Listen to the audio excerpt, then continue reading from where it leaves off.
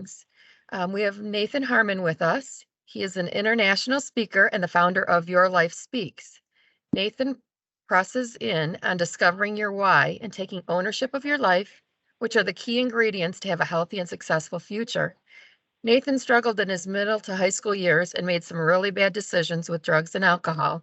He just celebrated his 14th year of sobriety this past July. Nathan has been the leading voice on substance abuse, vaping, bullying, mental health, and suicide. He was asked to be the leading voice in a raw and intimate global documentary called Connecting the Dots, and has also been a guest on various radio, TV, and social media outlets. He has been interviewed for numerous magazines and newspaper articles. Thank you for being here today, Nathan, and thanks for joining us. I am excited to be with you guys. Can you hear me just fine? Perfect. I'm honored and thank you for the introduction. And most importantly, golly, man, where even to get going today with this is just Oakland County. I am first off really humbled and honored just to have the opportunity to live life with you and to get to have an experience. I'm a very experiential person because I think experiences change us.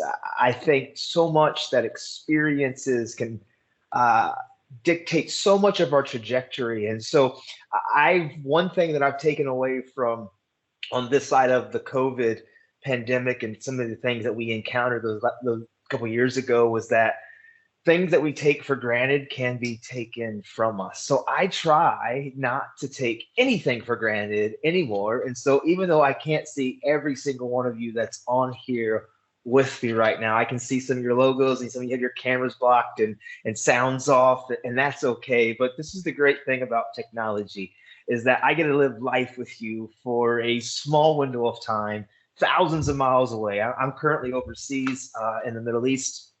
I'm trying to give my kids some unique experiences. It's kind of midday there for you. It's night here for me, and we can still come together and hopefully leave this talk, this virtual lecture.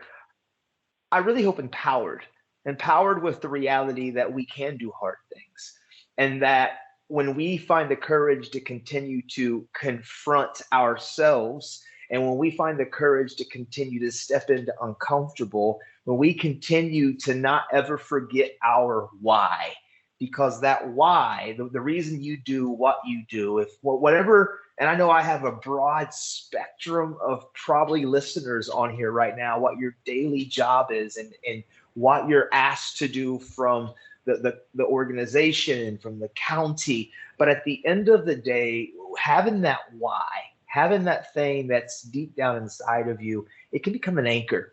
And so I'm a big why guy. And so I've been able to, over the last several years, just try to inspire people to live with the quote that changed my life. Really, when my daddy taught it to me when I was a kid, it didn't carry as much weight throughout my younger formative years. When I was about 10, 11 years old, my dad used to always tell me, Nathan, as long as there's breath in your lungs, there's hope in your heart. As long as you're breathing, yes, you can. It wasn't till I was about 23, 24 years old did that really begin, the gravity settled in on me that as long as there's breath in these lungs, there's hope in my heart, and yes, I can. And so today I want to share a little bit about my background, and then hopefully towards the latter half, power punch some things in. That's how I live my life. It's how I wake up every day and continue to have that fire inside of me burning that, you know what, I love what I get to do. I want to add value to the people around me. I want to see people that I'm in contact with just to know that not only can I and you do hard things, but the people around us, because what we give away is what we get to keep. So I wasn't always this energetic. I wasn't probably nearly always this just go, go, go. I came from a broken family. My father and my mother got divorced when I was around 12 years old, and it really rocked me. My parents didn't intentionally teach me some of their negative coping skills, but I really extracted and absorbed from them some of their coping mechanisms, which was isolation and a lack of communication and a lack of transparency. They didn't intentionally teach me that, but I developed a tendency to keep everybody at an arm's reach distance. Trust was broken when I was younger. And so you kind of sometimes get this thought process of it's you against the world. You can't really let anybody in. It's hard to really trust people. And so for me, throughout those formative years of my early teenagers to my early 20s, slowly over time, the destruction and struggles and just a lot of tumultuous things I dealt with. Some of them were self inflicted wounds by the poor choices that I was making. Others were, oh man, just life experiences when life would throw you that curveball and that life would bring you that thing, that situation that you don't ask for, you don't sign up for, but you have to deal with. And so for me, oh man, from 13 to 23, like what she shared in that intro, I battled suicidal ideation. I battled a lot of depression. I battled a lot of anxiety. Um, I got involved with behavior issues because I've realized that hurting people hurt people, and you've probably heard that before. And sometimes when we don't feel we have good outlets, that the internalization of trying to find purpose and why it'll find unhealthy ways out at times. And for me, sometimes that came out with anger and that came out with just outbursts of just frustration. And I developed just a lot of negative coping mechanisms. I didn't understand that the most powerful tool that you have, that I have, that we all have, it's communication. It's the power of what I always call the human connection. That we're not meant to be an island. We're not meant to do this on our own. We can't see our blind spots, and we need each other. And that can be difficult though, because some of us, no matter where we are in life, you know, that involves trusting people, transparency, and vulnerability, which are powerful tools, involves us actually having at times to let people in. And that can just be a very challenging place to be when, some of our previous friendships and relationships, you've had a bad experience or someone's really hurt you or burned you there. And so a lot of times we develop these unintentional coping mechanisms, which is just kind of keeping people at an arm's reach distance. And so that was one of my mistakes that I developed when I was younger. Growing up, what I would always say, would wear the social and the emotional mask. It was the fake face, the fake smile, but I never let anybody in. And so from the early teenager years, I got involved with substance abuse. I always say drugs and alcohol. It's a counterfeit connection. Everything, if you get to really spend time with me as a person, I'm all about connection. Everything comes back to the human connection. Everything comes back to the importance that we're better together. And I think we as people, we long to belong. We long to be a part of something. And so sometimes when we long to want to belong and we long to want to be a part of something, that involves trust. And trust is a very difficult thing, like I was just saying, because a lot of times trusting people, it requires vulnerability, it requires communication.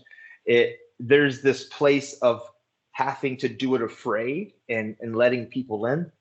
And so, for a lot of us, for me at least, I can say, even though I long to belong and I long to want to be a part of something, if we don't embrace the human connection, we begin to find other processes that longing will find its way out.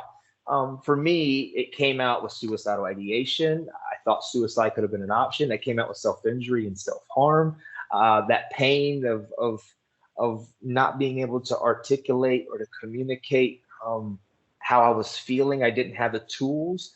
I dealt with an eating disorder when I was younger. I stepped on people with words and attitudes and behaviors, and then I got involved with drugs and alcohol, which really I didn't really think that I would ever go that route because my father was an alcoholic, and I saw the abuse of what that lifestyle did to my family. Um, But when push came to shove, when I didn't have good processes for human connection, because again, this threshold of trust, I just wouldn't do it. There was a fear factor in me. I remember the first time that a group of friends invited me over and I experimented around with some drugs and had a drink here. And I, again, here's what happens. There began to be a connection, a human connection. It was a surface and what I call a counterfeit connection because we started sharing the habit, but we never had to let anybody really in below the surface. And so for me, this was my story for many, many, many years, just a vicious circle. And ultimately, it led to just a lot of really just broken and hurtful relationships where it didn't only affect me, but my actions and my behaviors were affecting the other people around me. Um, Ultimately, in my personal journey, it ended in a really difficult place because of the substance abuse and the mental and emotional health issues and my unwillingness that I'll get to as we get to the latter half of this, my unwillingness to really confront myself. We talk a lot about in today's society, for me, about conflict resolution. And I think most of the country, man, well, we as adults, we don't do well of teaching our younger people conflict resolution, how we can disagree to agree to disagree, but we can still talk about it. But what I'm really focusing on these days is conflict resolution within ourselves and really beginning to get to a place where we look in the mirror and we step into uncomfortable and we begin to let people in. I didn't know how to do that. And so for me, this process of my early teenage years to my early 20s, it just led to a lot of destructive decisions. For me, on July 17th, 2009, I was involved in a really bad accident. I had been living a life of just no purpose, no direction. I was like a buoy out in the ocean, kind of just going wherever the life and the waves took me. And by this time, I was been pretty much a full blown alcoholic and a drug addict for since probably 15 to 23, 8 years old for 8 years now, and suicidal attempts and tries, and my mental health. It was a really tumultuous time. And when I should have been a senior graduating college at 23 years old, I was still living in Marion, Indiana.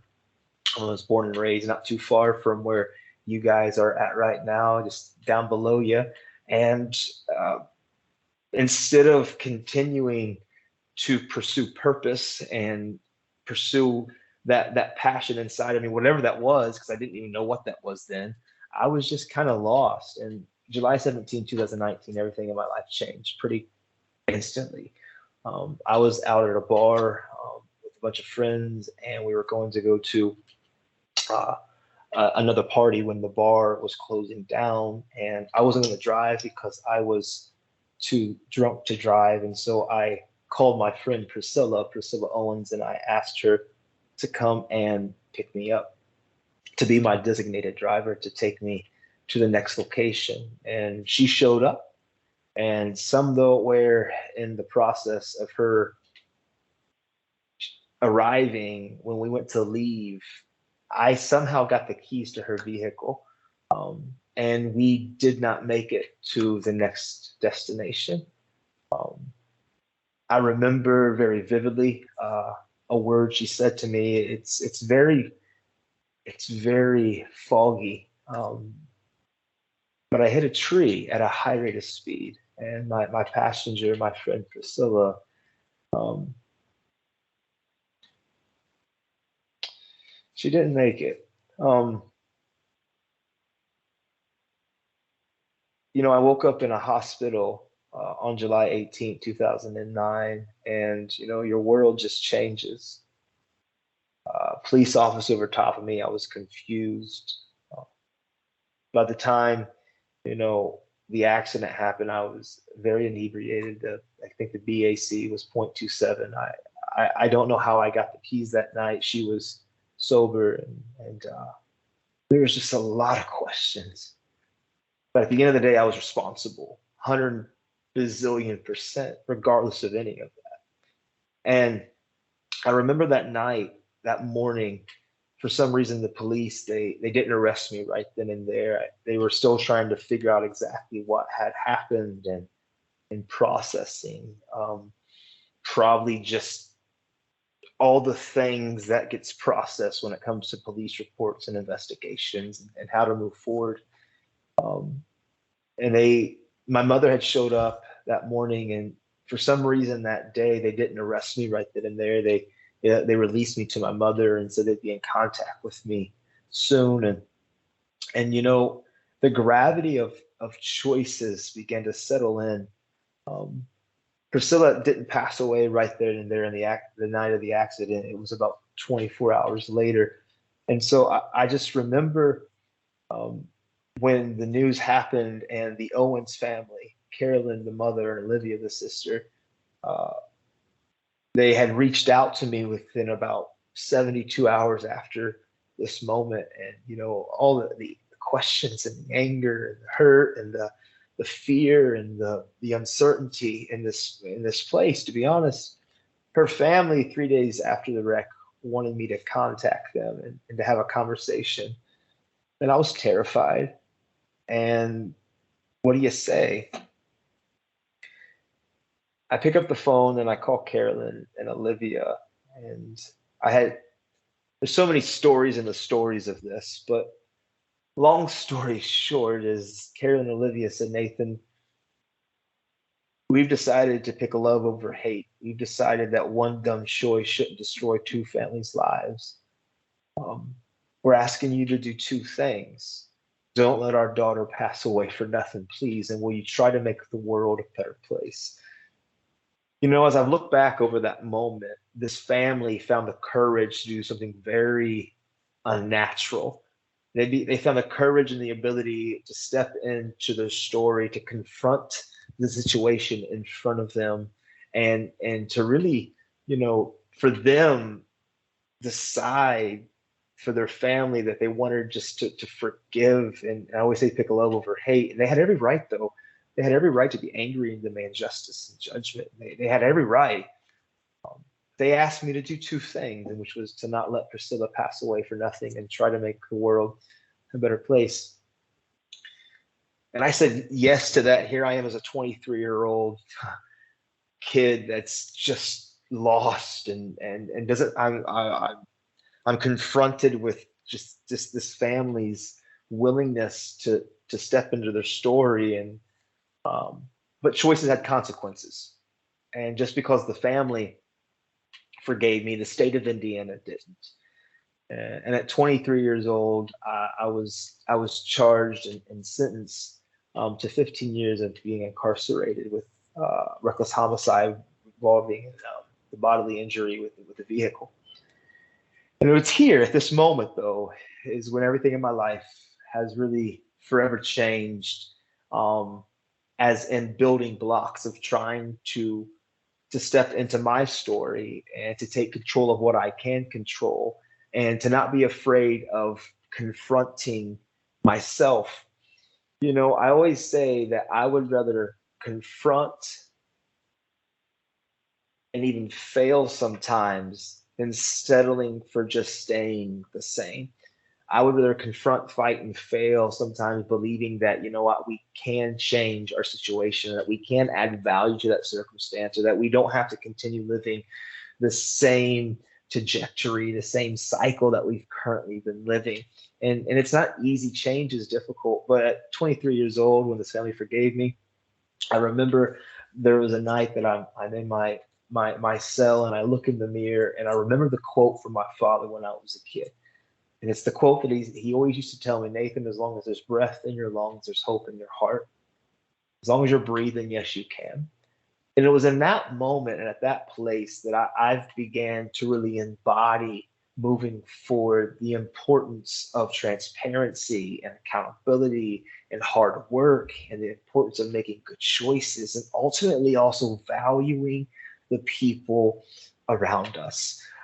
I am 14 years sober now, and I'm 14 years from that night of that accident, from a lot of my mental and emotional health situations. And I'll tell you, I'm not here just because I just one day just turned on the light bulb and I didn't need anybody else's help. I had a great body of system of care around me. I had counselors and I had educators and I had friends and support. And honestly, my judge, he was influential and truthfully prosecute. There were so many people that I've actually written letters to and I've tried to give value back to because, you know, we are just a community of people. And the more that we continue to wake up individually and be responsible for, I want to be the best that I can be today. I want to add value the most that I can add value today. I don't want to take for granted what I'm doing with my job. I don't want to take for granted what I'm calling it to do with my life. That every single where I go, every single place that I go, that I may not have tomorrow. And I also don't I know that experiences are what really impact us. And to be honest, even like on this virtual talk right now, there will probably never be another moment in all of our lives that exactly however many of us are on here right now listening to me communicate from across the ocean to all of you. Like this is a one-on-one moment. And I think for us as people, the more that you can live your life looking and waking up and looking in the mirror and saying, you know what, I'm going to take control of what I can control. I can't always control all the external factors, but I can control like confronting ourselves, looking in the mirror, saying, am I the best that I can be today? And if it's not perfect, I'm going to wake up tomorrow and try to be the best that I can be tomorrow. I want to learn to add value to the people around me. I want to constantly live in a place where I allow my why to just be an anchor in my heart. I tell people, throughout the whole COVID situation, when the world kind of paused, as a communicator, as a lecturer, as a keynote speaker, big events was not a very popular thing. And I had over 100 and some lectures just cancel and just pause and just get washed away overnight. And many of us were in fact impacted in all of our work fields and spaces. But for me, what I realized, like why and why you listening to me right now, your why is so important, because when you know your why, and that why becomes an anchor, and that why becomes a beacon, and that why becomes the area that you funnel and the lens that you look at everything through, and the relationships that you have. When your why is bigger than the storm around you, nothing can move you.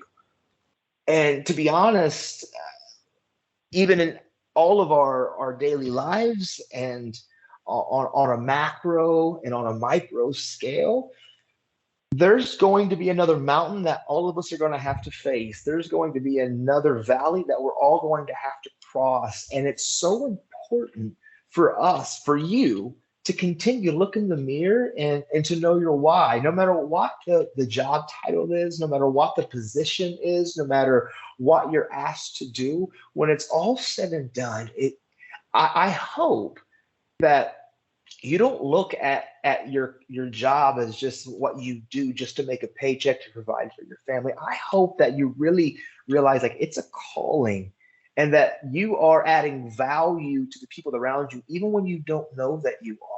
that at the end of the day, I'm serious. In middle school and high school, and I get the opportunity to go into thousands of schools and see so much of the underbelly of a school district. It's the janitors. It legitimately is. It's the kitchen workers. It's the secretaries that have so much influence. Because again, it's not about status, position, or title. It's just when you walk into a room, when you sit down, or when you're doing whatever you're doing, can you be someone that begins to say, I just want to add value to the people around me? And for me, that's really what's changed my life. I live by these 5 habits, I always say, of my heart and my mind. It's transparency, it's accountability, it's hard work, it's good choices, and it's valuing people.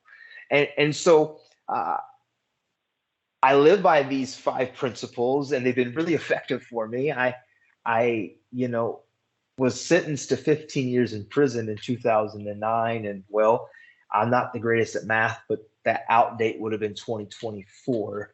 But I was released 11 and a half years early. While I was incarcerated, I looked in the mirror, I wrote this word, change the world, and I put it on the bathroom mirror. And every single day I woke up and I just said, I want to make choices today that bring my goals and my dreams one step closer and not push them farther away. It may not be perfect, but what I feed will grow and what I starve will die. And so every single day, I just woke up and I said, I just want to make choices today that's going to bring this closer. I say a lot of times when you drive in your vehicle in your side view mirror, there will be those few little words that are written very small in your mirror. And it says, objects in the mirror are closer than things appear. And so for me, when I put change the world in the mirror, I, I just put a stake in the ground and I just said, you know what, today, this is my why. I didn't know exactly what that was going to turn into. Like, what does it mean to change the world when you're incarcerated and you're facing 15 years? I just knew that I was going to change how I was operating. I was going to begin to be transparent. I was going to begin to realize the power of the human connection and talking and being vulnerable and letting people in.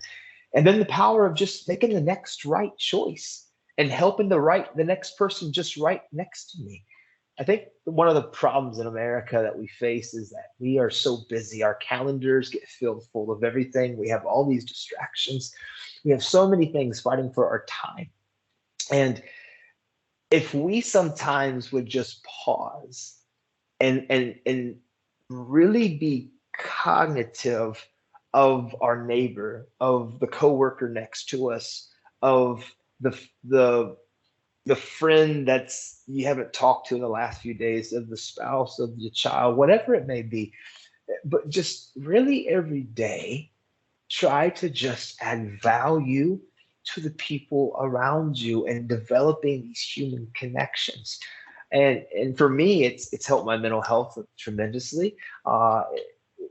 It really just began to change my life. I always say hard work works, make good choices, good things happen. There's never a wrong time to do what's right.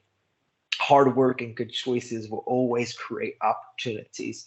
I'm pretty much a living example of that. While I was incarcerated, I just took ownership. I started confronting myself and realizing that we can do hard things, whatever that may be. And I know my story is unique to me, and some of you, whatever your mission field is, whatever it is that you're doing with your life, and like what you're doing in the workforce, and what your your values and your hopes of what it is that when you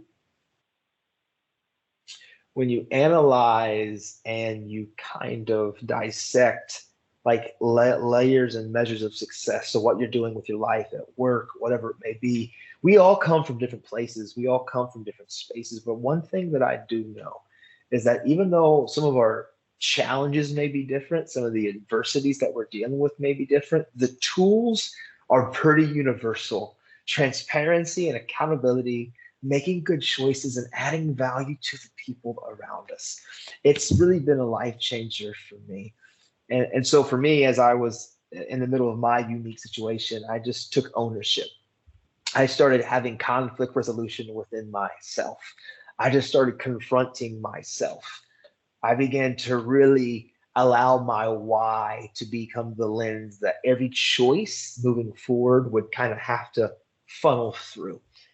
And in that, the state of Indiana at the time, they were starting a program wanting, I was working and I was in part of a therapeutic cognitive program while I was incarcerated. Change the way you think, change you, poor habits, attitudes change. I was really working, talking to therapists and trying to get to the root of some of my destructive mentalities. Um, and the program was getting a lot of success. And so they wanted, for some reason, they created a program to take an offender and start having them go across the state of Indiana and communicating in different venues, talking about just, how people can change and that if you take ownership and that at the end of the day, kind of the quote that I live by, if there's breath in our lungs, there's hope in our heart. And so I got the opportunity while incarcerated that I started leaving the prison in street clothes and going all across the state of Indiana. The governor of Indiana got word, and his council, his coalition, and they ended up writing a letter saying that I was effective in what I was doing and that I would add a lot of value on being released. And so a lot of factors happened, but I was released 11 and a half years early in 2012 and 13. And I just hit the ground running and continued just to live my life with these 5 mentalities: transparency, accountability, hard work, good choices, value in people, trying to always add value to the people around us. And I had reached out to one public school in Indiana, and they said yes, and 1 turned to 10 and 10 to 50. And since 2017, I've been traveling and just trying to constantly be a voice of hope and giving people the courage to know that it's okay to fail. It's okay to make mistakes, but it's not okay just to stay the same. It's okay to not be okay, but for me, it's not okay just to always be settled and content with staying that way. And that we have to continue to encourage one another. We have to continue to be a voice of hope to one another. But at the end of the day, we have to be someone that continues to look in the mirror and to be honest with ourselves and to really be truthful, brutally transparent with ourselves. Is what's our why? Are we back on and just autopilot? Are we engaged with our passions of what we're doing? And I hope all of you that are watching this, that there's a passion and a fire in what you're doing, because I really, no matter what it is, life really is a calling. And for me, one of the things that I've tried to do in the latter part of my story is just to really show the appreciation to the people who were influential in my life.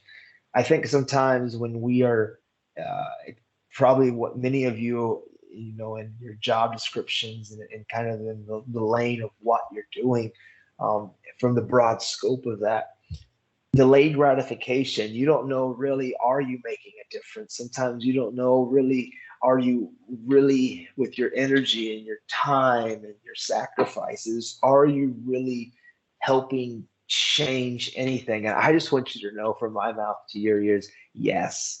I'm a product of people who just continued to refuse to give up. I'm a product of people that continued to not see me as just my mistakes or my failures, but just to continue to say, we believe in you. You're not alone. That wasn't always an unconsequential journey. There were people that had to give me tough love and had to make tough choices. And for me personally, I remember the Owens family when my accident was happening.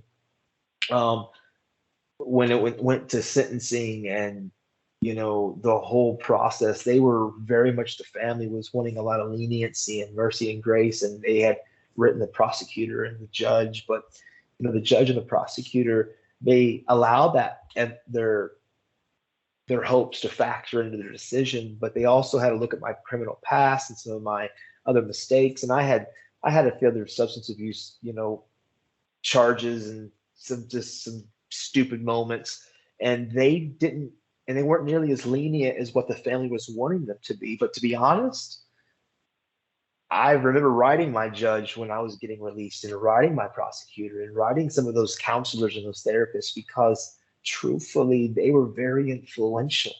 They were very much a part of my story. If I wouldn't have found myself incarcerated for 3.5 years to really have to confront myself, I don't know where I would be today.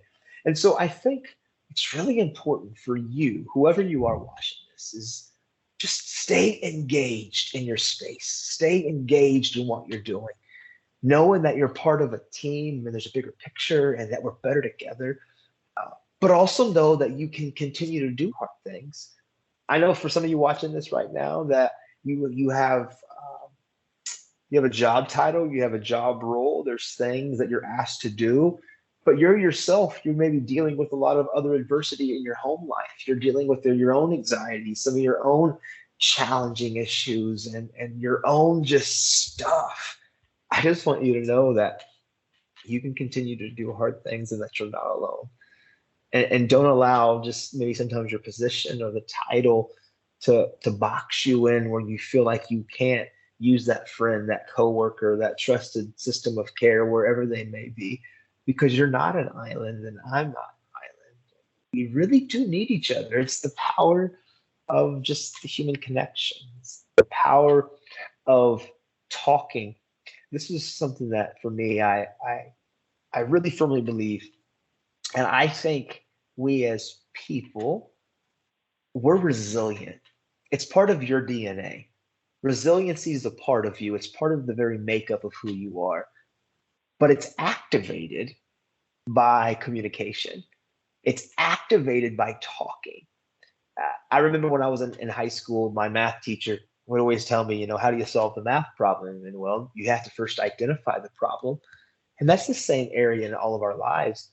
When we talk to friends, to family, to counselors, when we begin to let some of people behind the scenes and truly you engage and you cross a threshold of trust by letting some people into your story, it's not the people that you're sharing and that you're talking with are going to have, phenomenal epiphanies and solve your world problems. But you know what you're doing?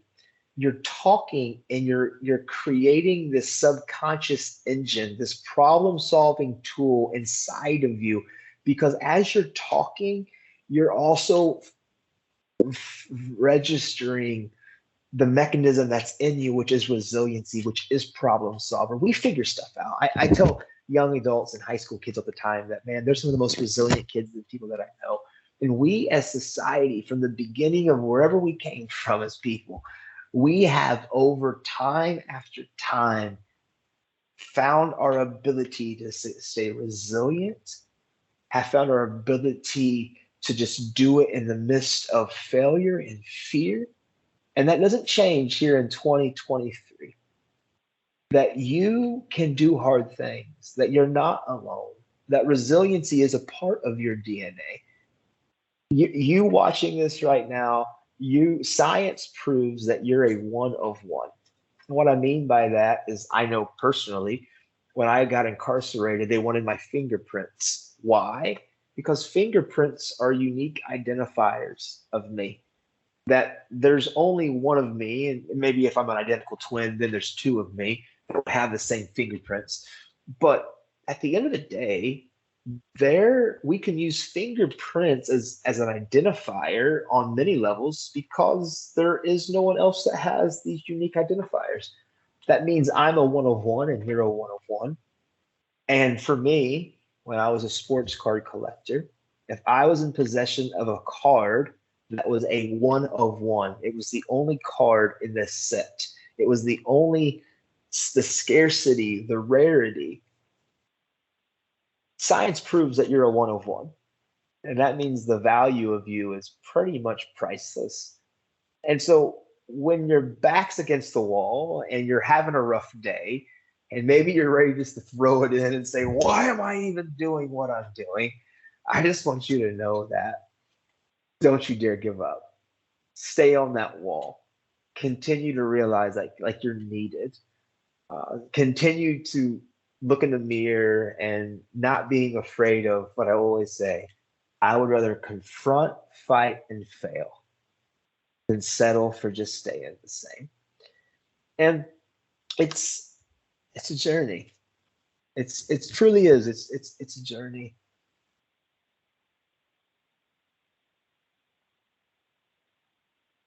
We are in a very unique time.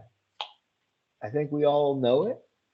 We live in a generation where we have this thing called technology that honestly we don't have data and studies that we can pull from. I tell kids, young adults all the time, and high school kids, I'm proud of them. They're navigating one of the most difficult times in world history.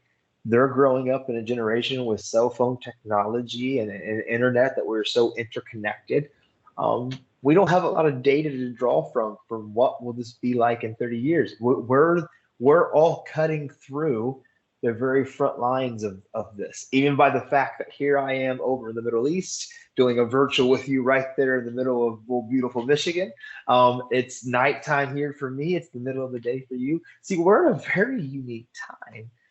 And so when it comes to technology and it comes to just all of the things that are fighting for our time and our energy, it's why it's so important you continue to make sure that you got a great system around you, that you don't allow this to replace this.